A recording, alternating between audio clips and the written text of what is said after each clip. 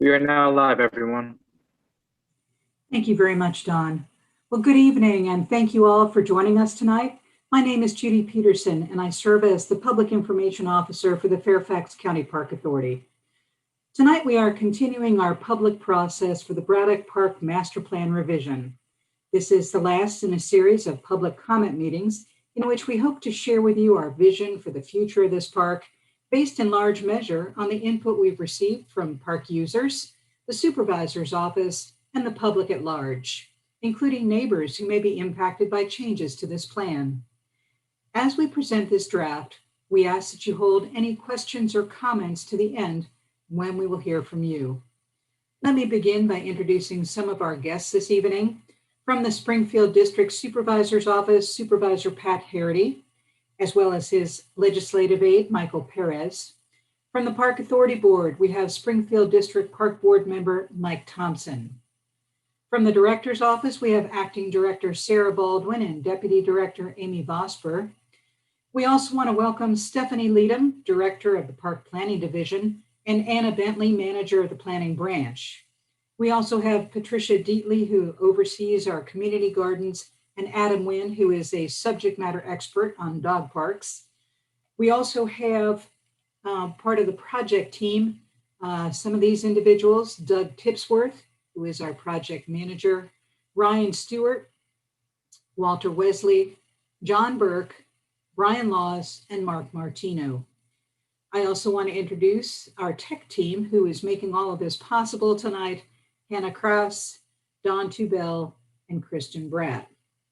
It is now my pleasure to introduce Springfield District Supervisor Pat Harity for some welcoming remarks.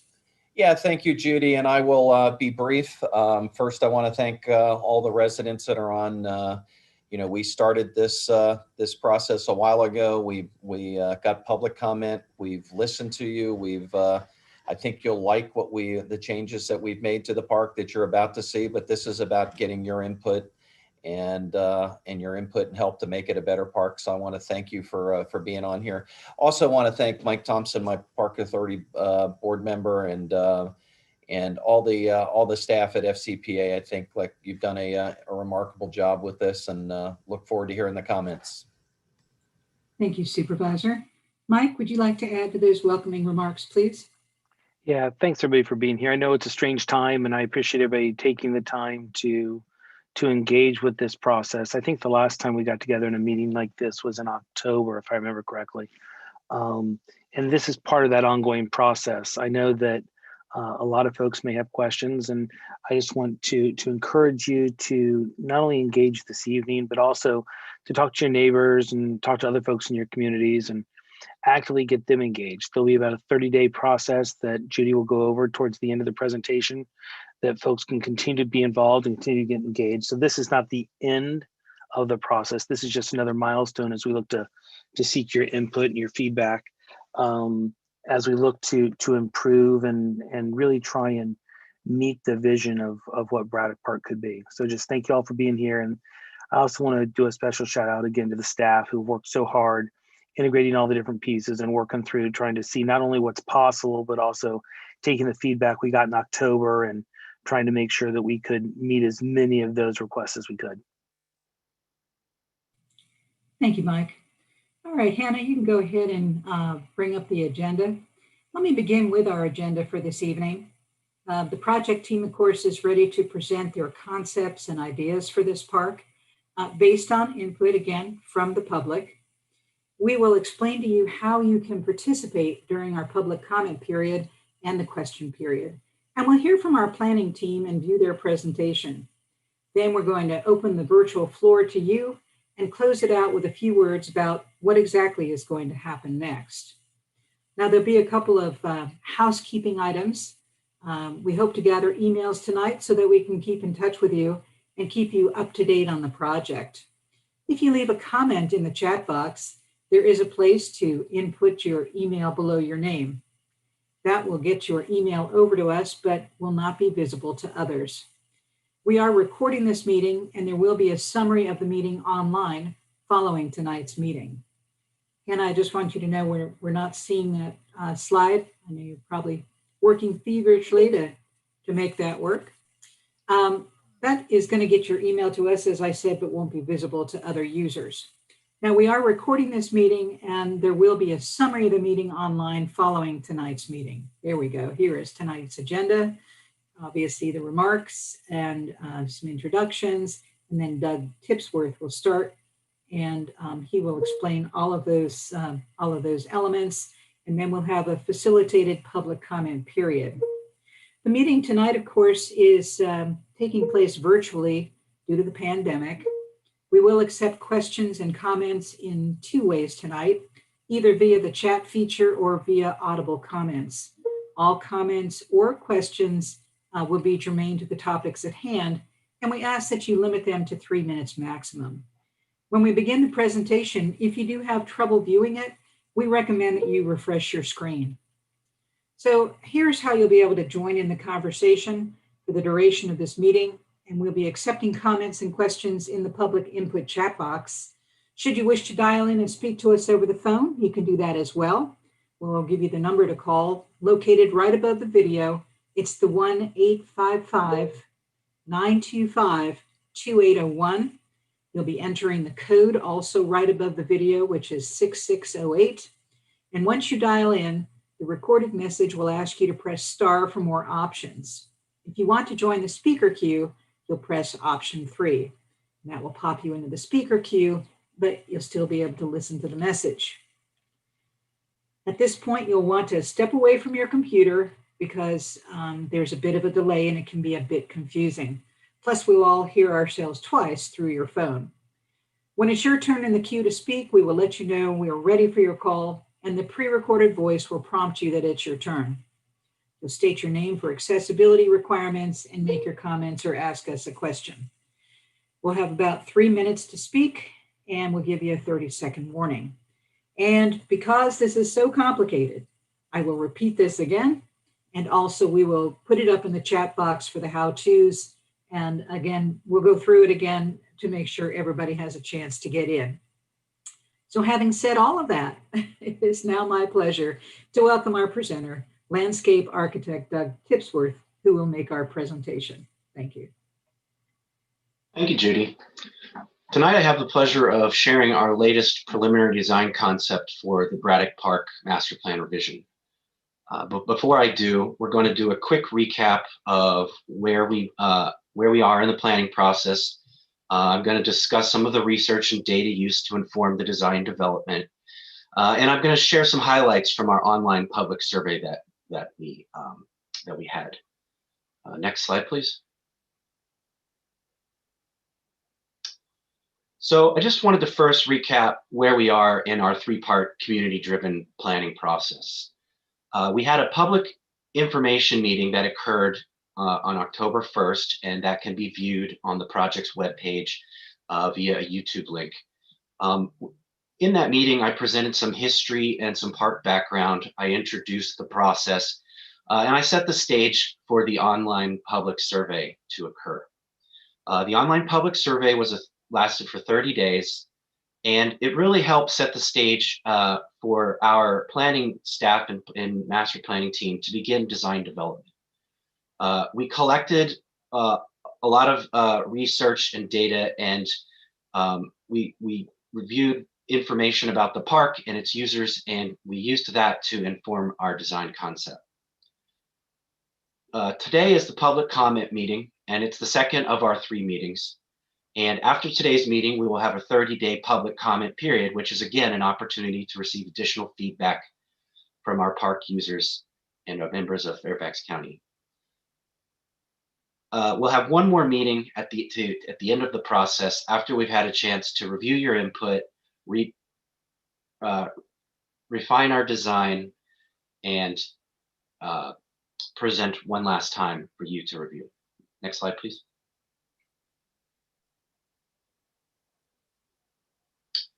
So what is a park master plan and why is it important? It consists of both a written report and a conceptual development plan, or CDP. It's important to note that a CDP is conceptual in nature. It's not an engineered construction drawing. That will happen later on in the process after the master plan is approved. A master plan clearly defines the park's design goals and objectives. It documents the site's history and its existing conditions. It sets the expectations for what needs to be done and helps establish a long-term vision. It provides financial information and helps inform future project development and phasing. And lastly, it's developed through a public process, and it requires the Park Authority Board's approval before it can be finalized. Next slide.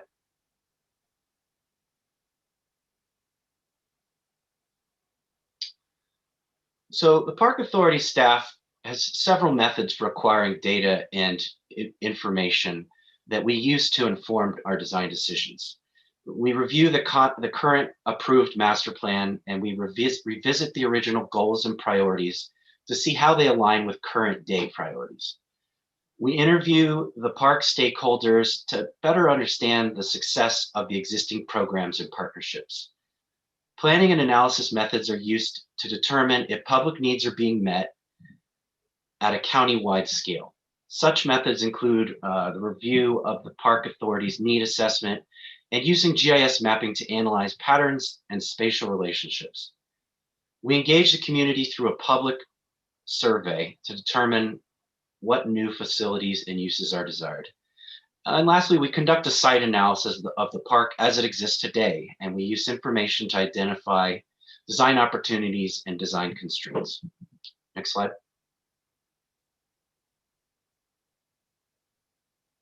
The original park's master plan was approved in 1981, and it was amended in 1997 to include a mini golf area and an open play area. The original park's design goals and priorities were as follows. Create a facility that provides a variety of active and passive recreational activities. Emphasis was placed on active sports facilities as a priority. Providing adequate parking, preserving the western portion of the site as a natural resource protection zone, and including a social plaza at the center of the park that included a concession stand, a restroom area, and a playground area, and a vehicular drop-off area. And those were all things that the original master plan set forth, and those were the goals. Next slide.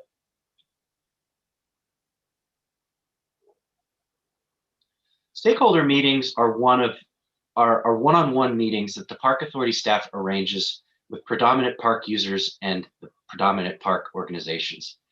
They typically happen at the beginning of the project, and they help set some of the early framework for design concepts. They are important because they offer an opportunity to review the success of the current programs and partnerships, and they offer an opportunity to discuss and evaluate future needs and desires for the park with people who know the park very well. Next slide, please. Through a combination of GIS mapping and a review of the Park Authority needs assessment, the Park Authority planning staff were able to identify and verify which facilities are currently underserved in our community. The GIS map on the left identifies all of the Park Authority owned and non-Park Authority owned community gardens within a 1 mile, 5 mile, and 10 mile radius of Braddock Park. As the map shows, there are very few opportunities for community gardens on the western side of the county. The GIS map on the right illustrates all the household locations for nearly 600 garden plot applicants who have currently waiting for an opportunity to maintain a community garden plot. As the map shows, there are many people who live in the proximity of Braddock Park. Next slide.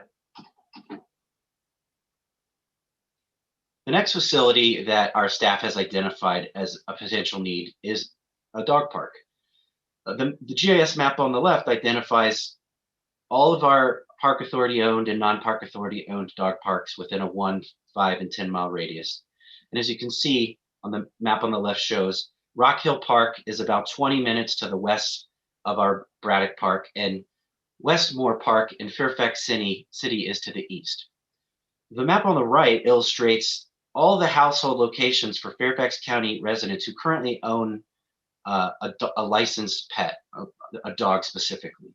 And so as the map on the right shows, there is a very high concentration, one of the largest in the county, of dog owners who live directly adjacent to Braddock Park. So it begins to build a strong case for dog parks in Braddock Park as well. Next slide. The last facility type that we have identified is pickleball courts. It's a relatively new sport, and dedicated courts have become heavily requested. Chalet Park to the east of Braddock Park is within the 5-mile radius. It's lined and both tennis court and pickleball court. The Park Authority does not currently have any dedicated courts. We do currently have one planned for Hogue Park. Next slide.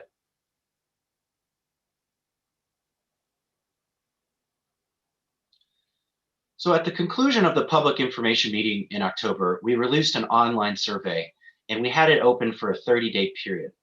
We were very pleased with the feedback that we received. We had 980 participants in the survey. Participants ranged from all over the county, but they were highly concentrated in the Clifton area, Centerville, and Bull Run areas as well.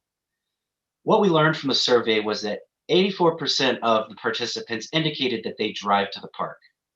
We also were able to see that a large percentage of the people who took the survey were of ages 60 and older. And we were also able to look at how Braddock Park is currently being used, with 47% as softball users, 33% as people who use the park for running and trail purposes, and 22% for batting cages, and 13% for dog walking, and 12% for soccer. Next slide. In the survey, we asked a series of questions about the importance of park experience and how it could be improved. Our questions focused on 3 specific areas: recreational experience, circulation experience, and natural experience. And some of the highlights from our survey were as follows.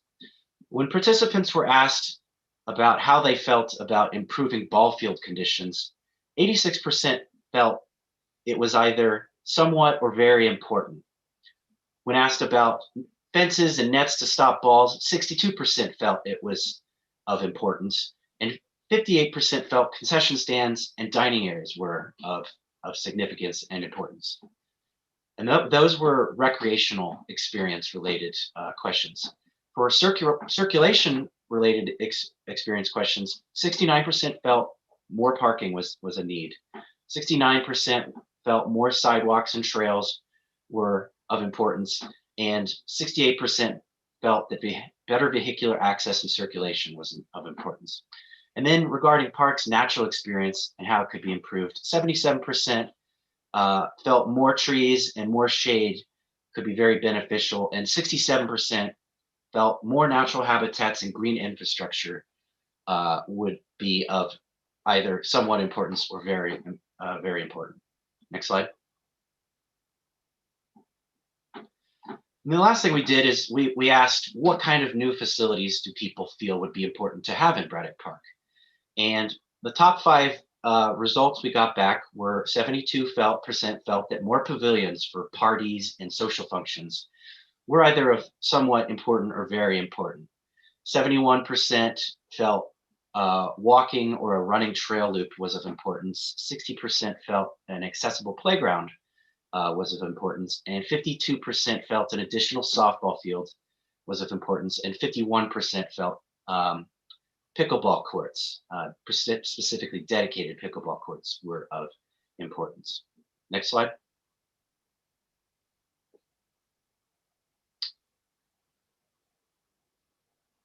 So now we will, now that we've reviewed all of the data that we acquired to help inform our design decisions, we will look at the design concept itself. Next slide, please. The park as it exists today has several elements that serve as current design constraints. The existing athletic facilities include 6 natural grass diamond ball fields, 1 synthetic turf rectangular field, and 1 batting cage. And those facilities are heavily used, and they would remain in the design, all of the design concepts that we have. Parking is also currently a high demand at this park, and those would also be retained in the design concept. The maintenance area to the northeast is used by park ops and other field maintenance contractors to store equipment and materials, and that would remain in place. The 90-foot Virginia Electric Power Company VEPCO easement, which is that red colored area that runs from east to west across the site, would also be a constraint. And really the only thing that could happen in that area might be paved areas or small fences or lawn areas. Those would be acceptable uses within that area, but no new structures would be allowed in that area. We also would have the stormwater management ponds, which are natural depressions that currently exist, and they receive and cleanse parking lot water and runoff.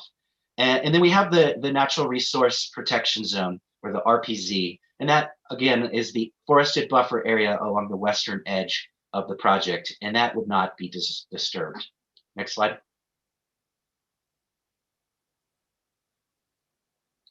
So the first improvements to the park that I'd like to discuss would be the passive recreational improvements.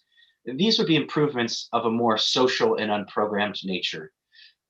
They would include a new restroom, concession stand, and dining pavilion facility, which would be that yellow rectangular area right in the center of the park. It would become the park's focal point, centrally located at the heart of the park.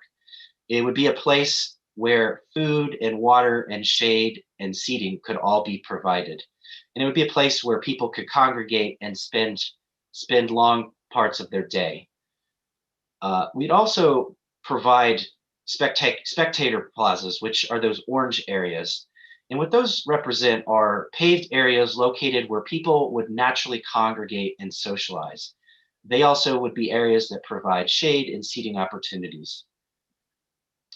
And those are the areas in orange. The areas in green are what I'm calling open space areas. And those are open areas for unprogrammed activities such as throwing a frisbee or flying a kite or having a picnic, or perhaps setting up chairs and tents to watch the softball games or the soccer games or any other recreational, active recreational game that may be taking place. The space also could serve as a pregame warm-up area or spaces for people to stretch and get ready for games. There would also be a party pavilion or picnic pavilion to the west of Field 3 to the south. Pavilions and places for social activities polled very well in our survey. And so that would be a large pavilion with, say, maybe 8 or more picnic tables that could be rented out for parties and gatherings and ceremonies. Next slide. The next improvements I would like to touch on would be what we would consider active recreational improvements. These would be improvements such as improving all of the natural grass ball fields and safety netting where necessary in locations. It would include a new softball diamond. This facility would offer an opportunity to contribute to and help the park become a sports tourism destination. It would be located on the hills where the existing hillside meadow is, and it would have new stadium seating that could be provided. And the field itself would be have a 325-foot outfield, which could provide a optimal softball experience with a longer outfield fence. The play area, which is adjacent to the west of the concession stand area, would be an area where you could have an accessible playground or game tables or just active play opportunities. And it would be centrally located in a highly visible location. Dedicated pickleball courts are being provided in the southwest corner where the open play area is currently located today. And I think we could get about 4 dedicated courts with perimeter fencing provided. And then to the northwest is what could be a dog park or community garden plots. It's a 3/4 acre area. It's located in the VEPCO easement area. And for now, we're calling it either community garden or garden plots. It's a flexible use, and it could serve either of those purposes. We would determine what that purpose is at a later date. Next slide. So we'd also be providing pedestrian circulation improvements. One of which would be a 1 mile trail loop. And that could be part of an overall need to improve pedestrian site circulation throughout the site. But it also could serve as a recreational opportunity for biking and jogging and walking around the park. And the idea is it would be measured out to a 1 mile distance with some trail markers and really provide an opportunity for someone to get exercise. There's also, we have additional sidewalks and paved areas throughout the site to improve site circulation and ADA accessibility throughout the park, which it really lacks today.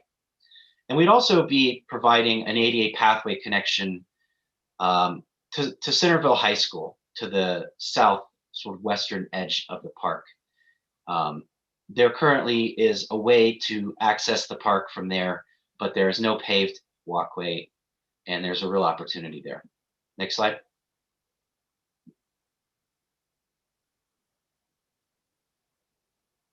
Next slide, please. So the last thing, I'm sorry, prior slide. The last thing I would be showing is the vehicular circulation improvements. And this would be improved site access. There's a potential for a stoplight at the existing main entrance. And there's potential for a secondary entrance on Braddock Road that could be a right turn in and right turn out vehicular access point, and that really could help alleviate congestion at the main entrance and throughout the site. There also could be an opportunity for improved interior site circulation, more parking opportunities spread throughout the site and throughout the park. The additional parking would be their opportunity, with the survey indicating that 84% of park users drive to the park. There really is a need for parking. We currently have a small shortage of parking as it exists today. I've done some math, and we need an additional 30 parking spaces just to meet the needs of the facilities as they exist today. But additionally, we're talking about adding additional facilities, and so there's going to be a further increase to the parking demand. So the ways I'd like to do that would be, there's a parking lot we could add to connect the eastern parking lots. This area utilizes what's otherwise the VEPCO easement area, and it would connect the two existing parking lots, opening up that area and allowing for circulation between the two existing parking lots without having to leave and go back out to the vehicular drive and drive. You could just be one parking lot and one vehicular circulation experience. I'm also proposing that we expand the north central parking lot and fully utilize what is the VEPCO easement today. And it's that area where the old mini golf area was. And there's an opportunity to really maximize parking in that location and provide parking for all of the facilities, but also what the new facilities, which might be dog park or community garden just adjacent to it. And then the last parking lot would be in the southwestern corner, and that could provide parking opportunities for some of the ball fields that are further away from the Braddock Road entrance, but also for pickleball users to have a parking lot. Next slide.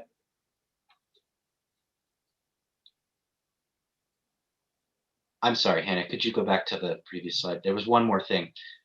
We also would be providing a vehicular drop-off area, and that drop-off area would be right at the park's center, and it's at the top of the hill. And it's an opportunity for pickup and drop-off of equipment. It's a place for ADA parking, for the future concession and dining area. And it provides improved access and an opportunity for first responders, so it'd be safer for fire trucks and ambulances. And it's an efficient place for buses to drop off individuals who may be from traveling teams who are out of town. Next slide, please. So the final plan would just be the summary of everything I just described, and it's the draft concept development plan, the draft conceptual development plan. And this is a plan that's a little more illustrative nature, but it is still conceptual.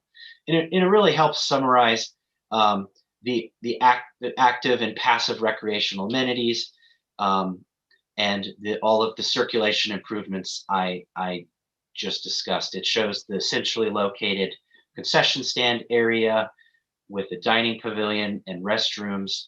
It shows improved pedestrian circulation, site connectivity, social opportunities.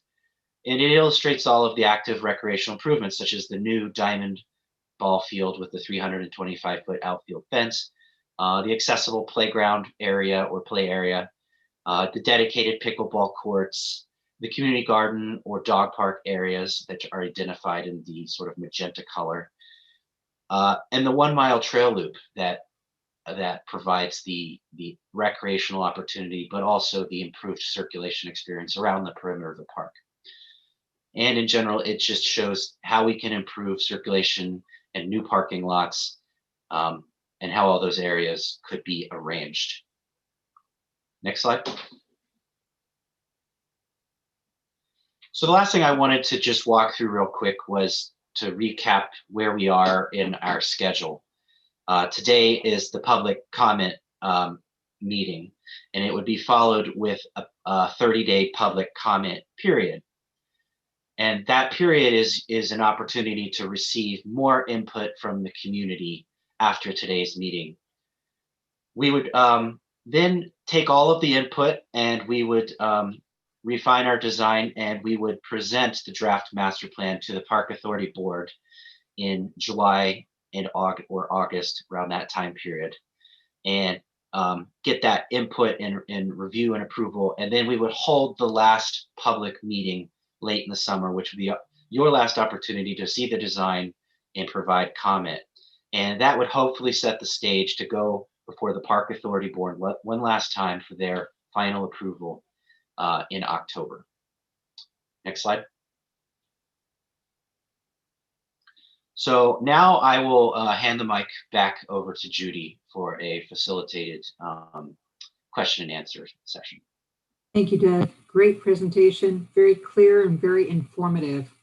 Let me head now to public comment. I know we have some folks who are watching this via public input, and I want to explain again how it is that you can participate. It's a reminder on how we'll be accepting questions and comments during this meeting. So please feel free to use the chat box next to the video. You can leave your email again if you want to receive updates about this project, or you can, again, we will not post those emails publicly in the chat box.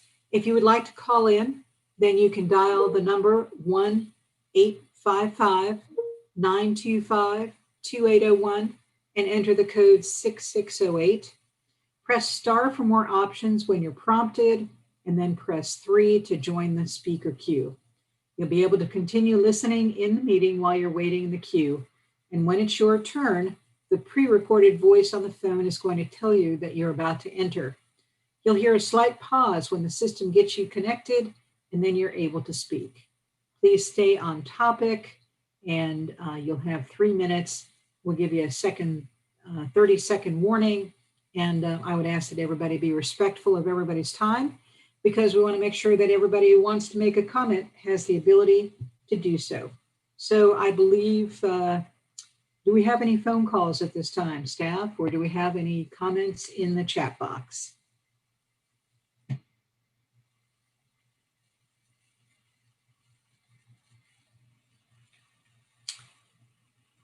Let's see, they're going to let me know in just a minute. We don't have any comments yet. It's one of those situations, Doug, where perhaps you've done such a great job that it's all apparent, but I don't believe that for a minute. Usually there are people who do want to comment, and I also need to remind folks that we're on about a 30-second delay So we're going to just give folks a couple of minutes to sort of get themselves going on this. We do have one caller, but they don't want to speak, and that is fine.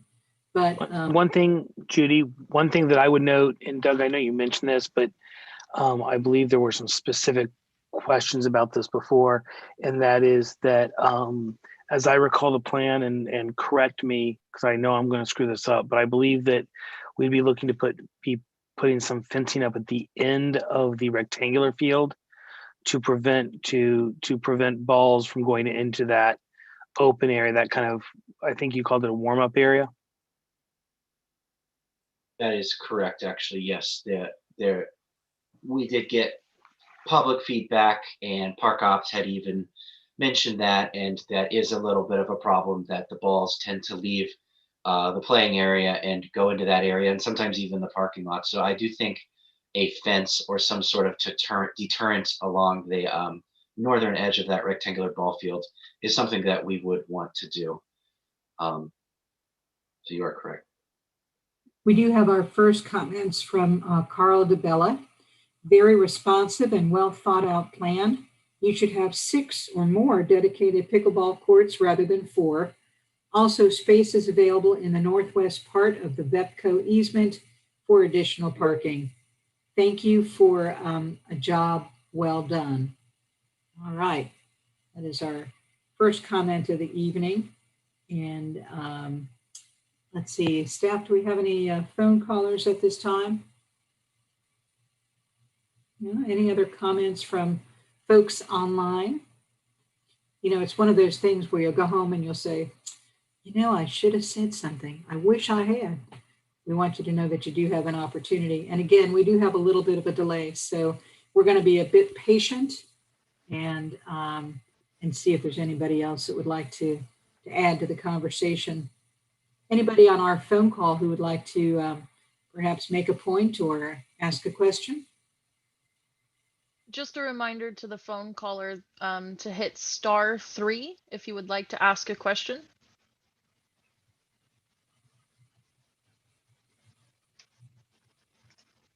Judy, So the other thing that I'll say now, just to, since I don't know if we'll be wrapping up soon or not, but that everybody should be really aware of is that this is a conceptual plan.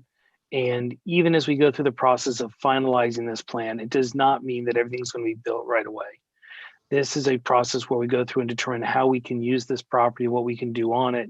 It does not address the funding needs or any of those other issues that would be required, for example, to add the pickleball courts or to add the additional softball diamond and things like that. That is a separate process and would just get worked into all the other funding needs of the park authority. Well said. So something I was just going to add, Judy, is I know we don't have a lot of people on the line making comments and asking questions, but I noticed that during the last meeting, I got a lot of input after this presentation. And I just remind anybody who's watching this, you know, I will continue to let people know there are YouTube video recordings of this so people can watch this after it happens. And then anybody who has any questions that they would like to ask after watching the YouTube video can send me an email at parkmail, PARKMAIL @fairfaxcounty.gov. And I can get that input and I can respond to comments and questions for anybody who maybe watched this after the fact. Right, and we do post it relatively quickly because we want to encourage more and more interaction. Guess we're going to give it just another minute or so and see if there's any other comments. No callers. Okay, well, again, as Doug said, we are accepting comments for the next 30 days. Our closing date will be May 26th, and Park Mail is the place you can send it, parkmail@fairfaxcounty.gov. And Hannah, do you want to throw up the slide one more time? Before we do that, actually, I'll say, anybody else on the team that would like to make a comment or close us out for this evening? I'll just echo, good job. Thank you. All right. And with that, if we can get that last slide up again, then we will, that has all of the information. We'll leave that up for just a moment or two. That's everything you need in terms of sending it to Park Mail and getting it to Doug. I want to thank everybody for coming out this evening and also thank our staff for doing such a great job. And I would just say be safe and be kind to each other, and good night. Thank you, everybody. Thank you. Thank you.